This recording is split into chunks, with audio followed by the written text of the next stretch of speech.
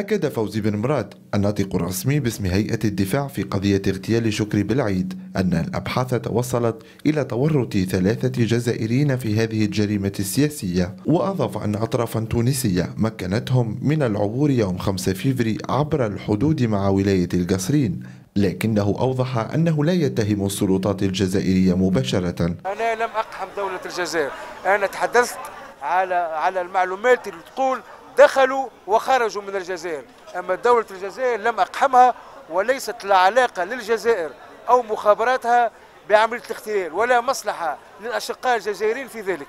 تصريحات فوزي بن مراد أثارت استياء هيئة الدفاع التي أكدت أن الإفصاح عن الجهة السياسية المتورطة في الاغتيال سيؤثر على الطابع السري للتحقيقات، كما أشار بن مراد إلى تعرضه لضغوطات مختلفة وبين عدم ثقته في القضاء التونسي.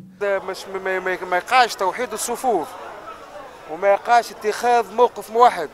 أكيد لي أنا وغيري من الزملاء نجموا نكونوا هيئة أخرى للدفاع، وهذه والشكري بالعيد والشهيد شكري بالعيد له ملك حتى جهة وله ملك حتى حزب وله ملك حتى عميد ولا حتى هيئة وطنية، هو صديقنا ورفيقنا، نجم نكونوا لجان في كل المحاكم. من جهة أخرى أعلن مختار الطريفي عضو هيئة الدفاع عن تكوين لجنة مساندة دولية للقضية، لكنه استبعد إمكانية اللجوء للقضاء الدولي. احنا كونا هيئة مساندة دولية بصدد إسنادنا فيها محامين ورجال قضاء ورجال حقوق على مستوى العالم من يعني شخصيات مرموقة دوليا، كذلك المنظمات الدولية لحقوق الإنسان بصدد تشكيل مجموعة لدعم هيئة الدفاع، الفيدرالية الدولية لحقوق الإنسان، هيومن رايت واتش، منظمة العفو الدولية وغيرها من المنظمات اتجهنا لها، كذلك الهيئات الأممية المفوضة السامية لحقوق الإنسان،